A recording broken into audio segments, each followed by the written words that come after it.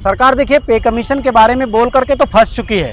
पे कमीशन का गठन तो उसे करना ही करना है। तो मैं ये नहीं कहूंगा कि कुछ हो नहीं रहा है, कुछ हो रहा है, लेकिन कछुए की चाल से हो रहा है। संसद का जैसे ही सत्र खत्म होता है, सबसे पहला काम सरकार का ये होना चाहिए कि पे कमीशन के चेयरमैन और उसके मेंबर्स का आधिकारिक गठन का ऐलान हो। तो सुप्रीम कोर्ट का एक डिसीजन है, pension is a right, it is not a bounty. बिल्कुल, ये कोई खैरात नहीं है, बाउंटी नहीं है। ये सरकार कहती है कि मिनिमम गवर्नेंस और इजी स्विफ्ट गवर्नेंस। बिना कमीशन के मेंबर्स के पे कमीशन हवा में लटका हुआ है। भारत सरकार को इस बात का जवाब देना पड़ेगा।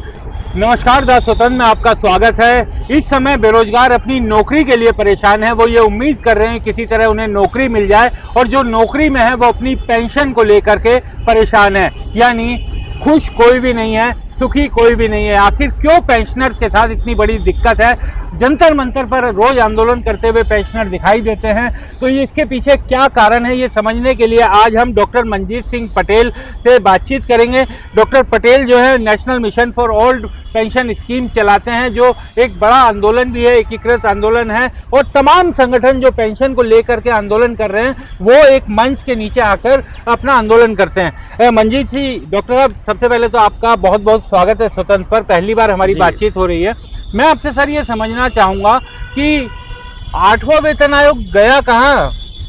ना अभी तक कमेटी बनी, 7 महीने, जुलाई खत्म होने वाला है, अभी तक ना कमेटी बनाई, ना कमेटी की कौन अध्यक्षता करेगा, ना कोई टर्म्स एंड रेफरेंस की क्या कमेटी डिसाइड करेगी, अभी तक कुछ भी दिखाई नहीं दे रहा है। तो कहाँ गया 8वां पे कमीशन? जी विक्रांत साहब, सबसे बड़ी बात यह है कि अभी जो सरकारें हैं, जिस तरह से उनका जो मोनोपोली है, जो उनकी सोच है, शायद ऐसा लग रहा है कि वो ये सोच करके 16 जनवरी को अनाउंसमेंट किया गया। दिल्ली में चुनाव थे, दिल्ली में चुनाव का कर्मचारी, चूँकि 3.5-4 लाख कर्मचारी परिवार हैं, शायद उनका बेनिफिट लेना था। कर्मचारियों ने सपोर्ट भी किया। अभी बिहार के चुनाव में 6 महीने निकल चुके हैं, 16 जनवरी से लेकर के 16 जुलाई तक 6 महीने, जबकि ये सरकार कहती है कि मिनिमम गवर्नेंस और इजी स्विफ्ट गवर्नेंस, तो उस पर काम करती है। बड़े बड़े सपने दिखाए जा रहे हैं, लेकिन 6 महीने बिना कमीशन के मेंबर्स के पे कमीशन हवा में लटका हुआ है। हम लगातार मीडिया के माध्यम से, धरने प्रदर्शन के माध्यम से लगातार सरकार पर दबाव बनाने की कोशिश में है, बनाए हुए हैं। सरकार देखिए पे कमीशन के बारे में बोल करके तो फंस चुकी है। पे कमीशन का गठन तो उसे करना ही करना है। लगातार संसद में 3 बार अभी सवाल उठाए गए हैं, अलग अलग सांसदों ने इस पर प्रश्न लगाए हैं। तो सरकार ने ये जवाब दिया है कि वंस कि एक बार कमीशन जैसे ही गजट जारी हो जाएगा कमीशन को लेकर के, कमीशन अपना काम शुरू कर देगा। और सबसे बड़ी बात यह है कि कमीशन के साथ साथ जो उनका ऑफिस सेटअप चाहिए होता है, उसको लेकर के 3 बार भर्ती का विज्ञापन जारी किया जा चुका है। तो मैं ये नहीं कहूँगा कि कुछ हो नहीं रहा है, कुछ हो रहा है, लेकिन कछुए की चाल से हो रहा है, बहुत धीमा हो रहा है। अब तक जो सरकार ये दावे करती थी कि हम जनवरी में जो हमारा पे कमीशन 2026 में ड्यू है, वो पे कमीशन हम 1 जनवरी 2026 को दे देंगे, तो अभी 7-8 महीना तो पे कमीशन को काम करने के लिए चाहिए। और अभी आप मेंबर तय नहीं कर पाए, कब मेंबर तय होंगे, कब बैठकें करेंगे, कम से कम साल भर लगेगा उनको। तो डिले हो रहा है। अगर ये राजनीतिक कारणों से डिले हो रहा है तो अच्छी बात नहीं है सरकार के लिए। सरकार ठीक है, सभी सरकारें सोचती हैं, लेकिन 6 महीने का डिले बहुत ज़्यादा डिले है। फिर सरकार पे ही बर्डन पड़ेगा जब उन्हें एरियर देना पड़ेगा। क्योंकि आपने कहा कि सरकार को अगले साल जनवरी से देना है, ये सरकार बोल चुकी है। 5 महीने अब बचे हैं। आज हम बात कर रहे हैं तो 7वें महीने की आखिरी तारीख है, 31 तारीख को हम बात कर रहे हैं। 5 महीने केवल बचे हैं घोषणा करने, और उसके बाद अभी तक 7 महीने गुजर गए हैं, यानी कोई खास कदम नहीं उठाए गए। तो अगले 5 महीने में क्या ये सारा काम पूरा मुमकिन दिखाई देता है? या इसी में जोड़ देता हूँ एक छोटा सा सवाल कि दिल्ली का चुनाव आया तो बड़ी घोषणा कि 8वां पे कमीशन हम लेकर आ रहे हैं और 26 से मिल जाएगा। बिहार का चुनाव सामने है, तो क्या बिहार के चुनाव से पहले कमेटी बन जाएगी? देखिए, हमें पूरा भरोसा है अभी भी कि अभी संसद का सत्र चल रहा है, 4-6 दिन और चलेगा। संसद का जैसे ही सत्र खत्म होता है, सबसे पहला काम सरकार का ये होना चाहिए कि पे कमीशन के चेयरमैन और उसके मेंबर्स का आधिकारिक गठन का ऐलान हो, उनके नाम अनाउंस हो। फिर वो पे कमीशन सेटअप अपना काम करेगा। काम करने में भी 10-11 महीने चाहिए उसको, इससे कम नहीं, क्योंकि बहुत सारे डिपार्टमेंट्स हैं, अलग अलग उसमें डेजिग्नेशंस हैं, पद हैं, उनकी समस्याएं, उनकी समस्याओं को सरकार का जो पे कमीशन होगा वो सुनेगा, फिर एक रिपोर्ट तैयार करेगा। ये सब करने में 1 साल लग जाता है। बहुत जल्दी करेंगे तब भी 8-10 महीने लगेंगे। तो हमें कहीं से भी नहीं लगता कि 1 जनवरी 2026 को ये पे कमीशन का लाभ दे पाएंगे। ये कम से कम 5, 7, 8 महीने आगे जाएगा और पीछे का इनको एरियर देना पड़ेगा। एक चीज़ मैं आपसे ये समझना चाहता हूँ सर कि सरकार, आप लोग इंतजार कर रहे हैं कि पे कमीशन आ जाए, सरकारी लोग सभी कर रहे होंगे, पेंशनर्स इतने दुखी क्यों हैं? वो एकदम रोज आंदोलन किए हुए हैं और उनका ये कहना है कि जो पेंशन से संबंधित फाइनेंस बिल पेश किया गया है इससे एकदम हम लोगों के हितों पर चोट की गई है। और सरकार कोशिश कर रही है कि सरकार ये उनमें कुछ कहता ये भी कहना था कि सरकार का ये मानना है कि पेंशन अधिकार नहीं है, ये हम अपनी तरफ से कुछ सहानुभूति या दया कुछ ऐसे दे रहे हैं। देखिए क्यों परेशान है? देखिए पहली बात तो सुप्रीम कोर्ट का एक डिसीजन है, pension is a right, it is not a boundary. बिल्कुल, ये कोई खैरात नहीं है, बाउंटी नहीं है। तो दूसरी बात, जो पेंशनर्स हैं वो परेशान है, उसकी एक वजह है। वजह ये है कि 24 मार्च 2025 को भारत सरकार ने पेंशन लायबिलिटीज डिफरेंशिएशन एक्ट करके जो उनका जो बिल था, फाइनेंस बिल था, उसका अनुपूरक बिल निकाला था। उस अनुपूरक बिल में एक बात कही गई थी कि पर्टिकुलर डेट से पहले वाले पेंशनर और उस पर्टिकुलर डेट के बाद वाले जो पेंशनर होंगे, दोनों में विभेद स्थापित किया जा सकता है। हालांकि ये विभेद जो ओल्ड पेंशनर हैं उनमें नहीं किया जा सकता। अच्छा। उसके बाद माननीय निर्मला सीतारमण जी को इस बात पर संसद में जवाब देना पड़ा कि वो कुछ ऐसा करने वाले नहीं है, बल्कि एक प्रक्रिया का हिस्सा है। लेकिन यहाँ पर एक समस्या खड़ी हो गई है। वो खड़ी हुई है क्योंकि भारत सरकार अगस्त में यूनिफाइड पेंशन स्कीम का गजट लेकर के आई है, जिसको 1 अप्रैल 2025 से लागू किया गया है। अब समझने वाली बात यह है कि यूनिफाइड पेंशन स्कीम जो जिस तरह के पेंशन पर काम करेगी, वो काम करने का उसका तरीका ये है कि unified pension scheme is a corpus based scheme, fund based scheme. तो इसका मतलब ये हुआ कि अगर कोई आदमी यूनिफाइड पेंशन स्कीम में आज रिटायर होता है 2025 में, तो उसकी जो पेंशन बनेगी, पेंशन का मतलब उसकी कुछ बेसिक बनेगी और प्लस डियरनेस रिलीफ होगा। तो अब 2026 में पे कमीशन आने वाला है, तो 2026 में जो पे कमीशन आएगा वो वर्किंग एम्प्लॉइज को तो मिलेगा, लेकिन उस पेंशनर को जो यूनिफाइड पेंशन स्कीम में 1 जनवरी 2026 से पहले रिटायर हो गया है, उसको मिलेगा या नहीं मिलेगा, इस बात पर संशय उठाती है, इस बात पर क्वेश्चन मार्क लगाती है। भारत सरकार को इस बात का जवाब देना पड़ेगा। हमने RTI भी लगाया है और हमने इसको संसद में उठाने के लिए कुछ सांसदों से गुजारिश भी की है कि इसको संसद में उठाया जाए और सरकार से पूछा जाए कि क्या यूनिफाइड पेंशन स्कीम के तहत जो कर्मचारी रिटायर होगा और उसके रिटायर होने के बाद अगर कभी पे कमीशन आता है, तो क्या उस पे कमीशन का लाभ उस पहले रिटायर हुए कर्मचारी को मिलेगा या नहीं मिलेगा? तो ये क्लियर सवाल है, बहुत बड़ा सवाल है, बिल्कुल साफ करना चाहिए। तो क्या इसमें आप लोगों ने जो कहा, जो आप लोगों ने मेमोरेंडम दिए होंगे, तो क्या ये संशय है या कहीं सरकार की नीयत में कुछ? देखिए, ये नीयत में भी मैं कहूँगा कि नीयत साफ नहीं है, मनसा साफ नहीं है। ऐसे टाइम पर जबकि आप 1 अप्रैल 2025 से यूनिफाइड पेंशन स्कीम का गजट इम्पोज कर रहे हो और उससे ठीक 6 दिन 10 दिन पहले 24 मार्च को आप एक बिल निकालते हो जिसमें ये कहा जाता है कि पर्टिकुलर डेट से पहले वाले पेंशनर्स को बट उस डेट के बाद वाले पेंशनर्स के बीच में दोनों में विभेद स्थापित किया जाएगा।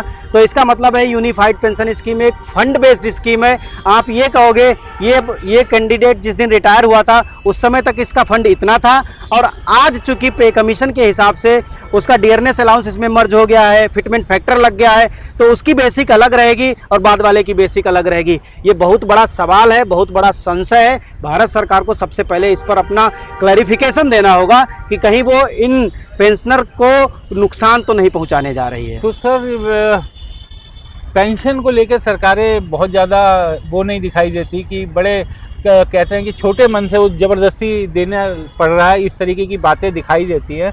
तो क्या पेंशनर्स के खर्चे को लेकर के भी सरकार चिंतित रहती है? क्योंकि 47-48 लाख तो करीब यहीं के हैं, केंद्र सरकार के, और अगर हम देश भर के माने तो मुझे लगता है कि 1.25 करोड़ होंगे, 2 करोड़। देखिए विक्रांत साहब, भारत में जो अगर मैं केंद्रीय सरकार के कर्मचारियों की बात करूं, आज की डेट में तकरीबन 60 से 65 लाख पेंशनर है।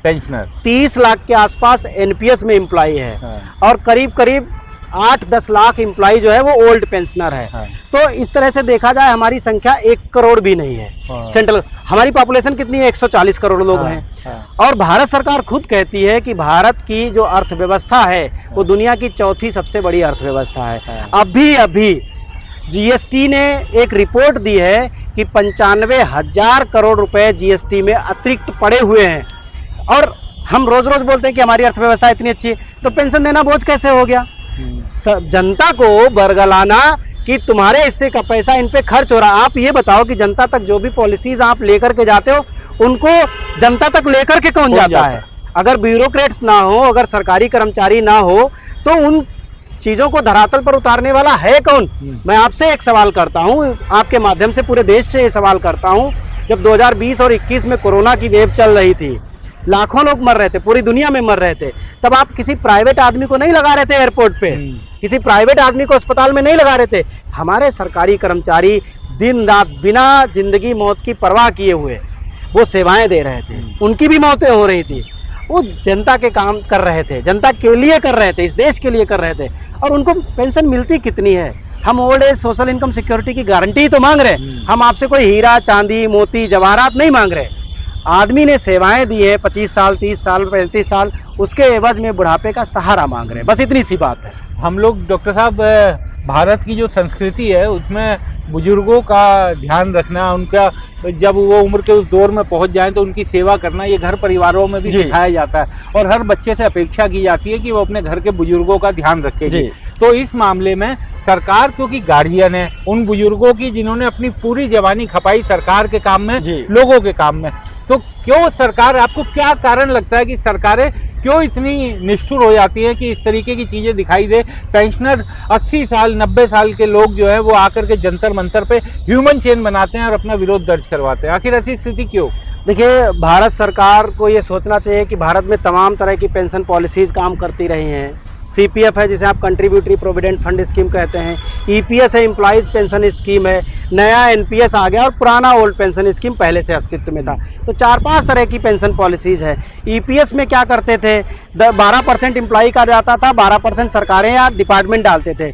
सारे पैसे में से 12 + 9 निकाल करके दे देते थे। 3% जो बचता था उससे कहते थे पेंशन खरीदो, उससे 1,000 रुपये भी पेंशन नहीं आती थी।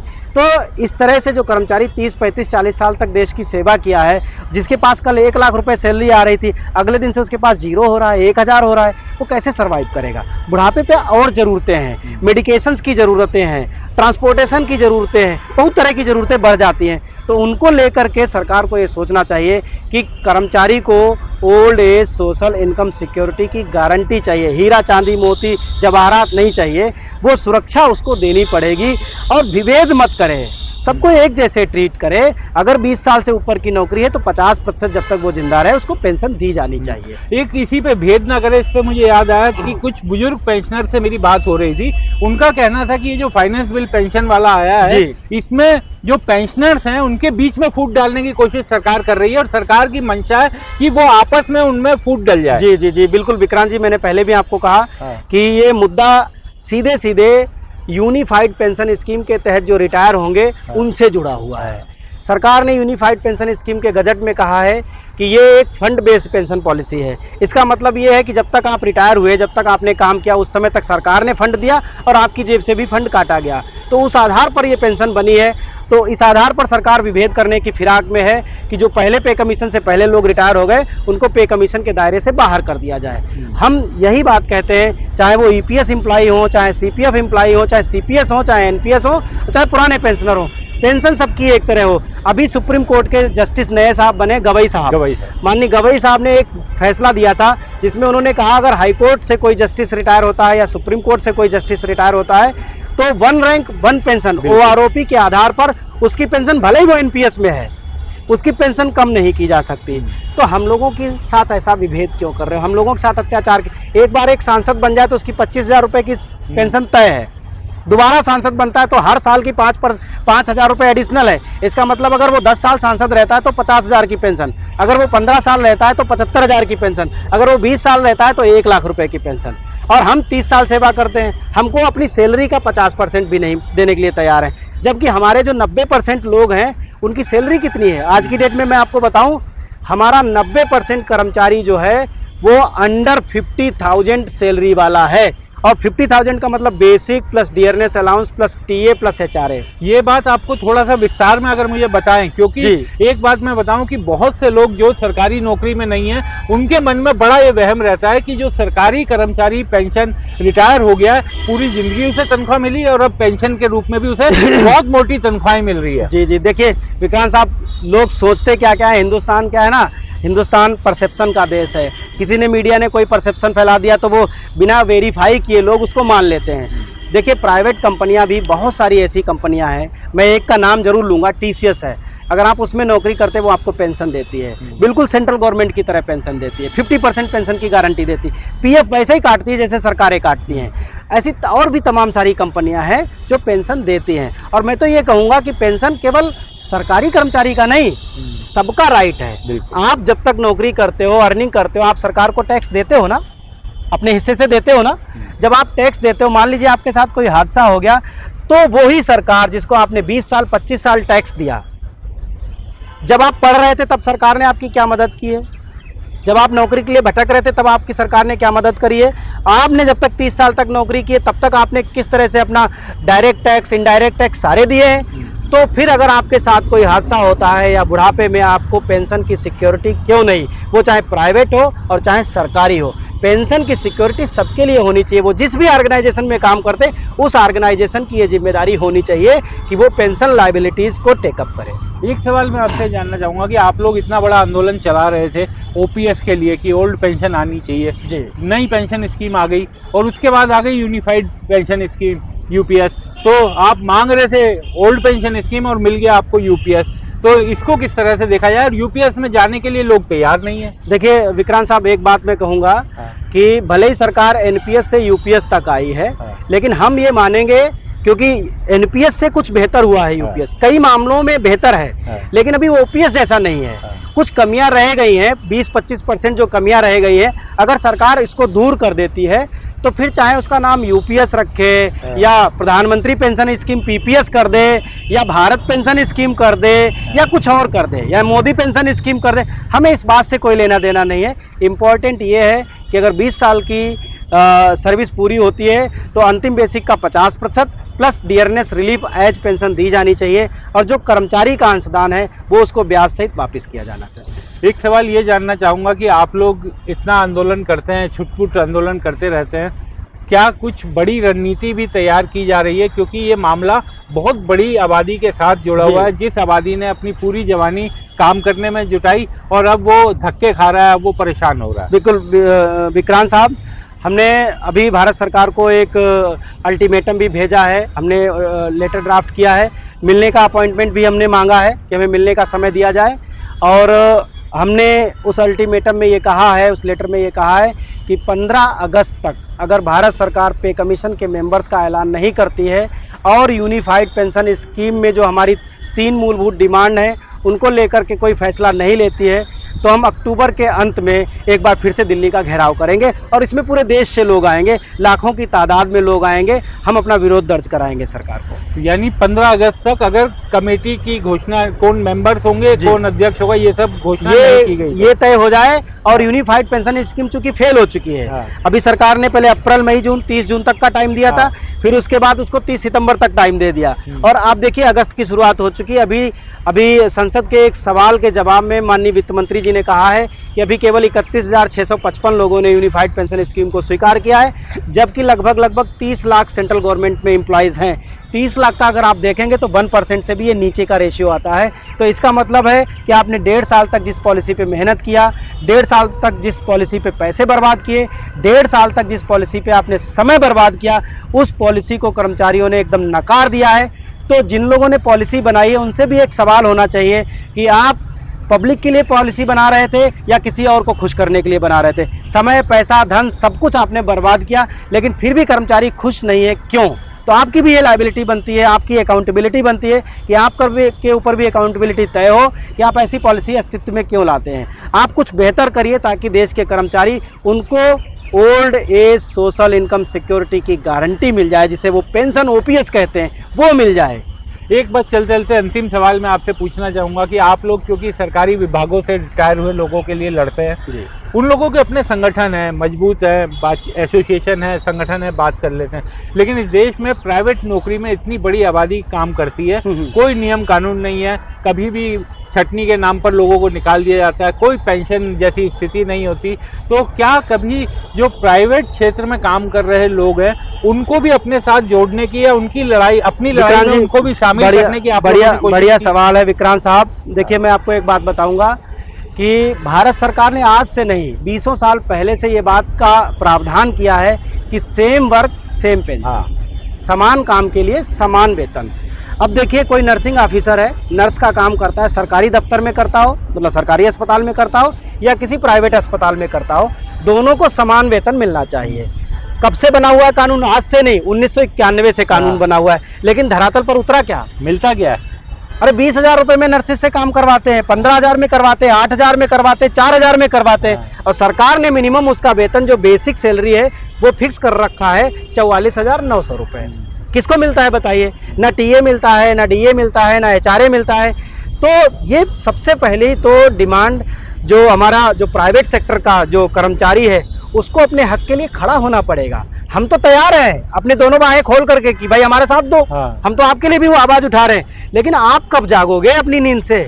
आप खुद ही नहीं अपना हक मांगोगे तो समान काम का समान वेतन वो एक पेपर पे लिखी हुई केवल लाइन रहेगी, धरातल पर कभी नहीं उतरेगी। बिल्कुल, और कहावत भी है कि बिना मरे स्वर्ग नहीं मिलता, तो अपनी लड़ाई तो खुद लड़नी पड़ेगी। उम्मीद की जानी चाहिए कि सरकारों की नींद खुलेगी और दोबारा से, जैसा डॉक्टर साहब ने बताया कि अगर सरकार ने 15 अगस्त तक मांग नहीं मानी, कमेटी के नामों की घोषणा नहीं की, ऐलान नहीं किया, तो अक्टूबर में एक बड़ा आंदोलन फिर से किया जाएगा।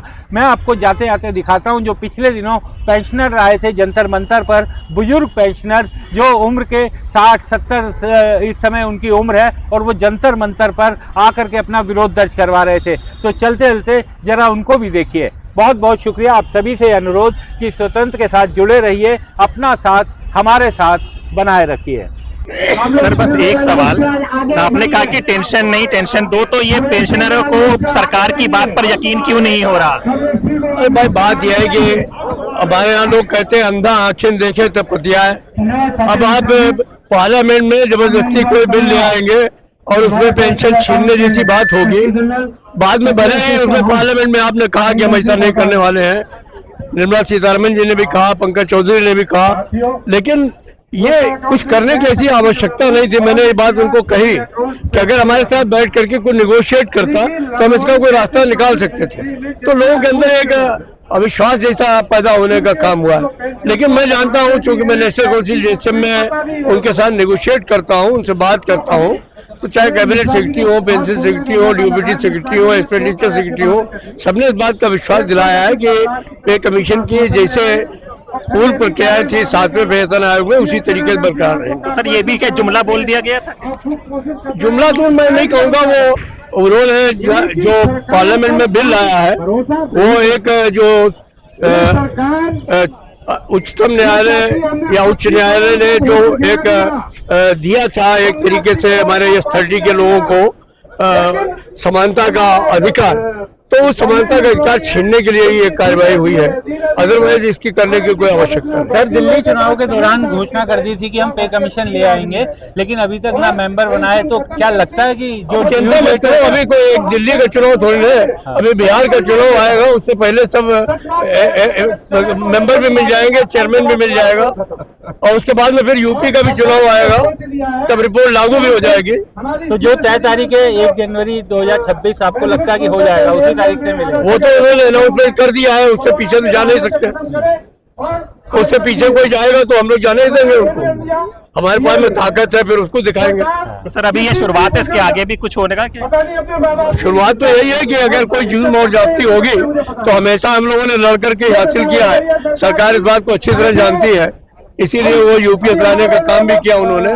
अगर कोई ऐसी बात होगी तो ठीक है, लेकिन अभी तक मुझे सरकार का कोई ऐसा मंशा नजर नहीं आता है जिसमें वो पेंशन छीनने की बात करें। शुक्रिया। हमारे चैनल को कृपया लाइक करें, सब्सक्राइब करें और अपने साथियों से भी जरूर करवाएं। शुक्रिया।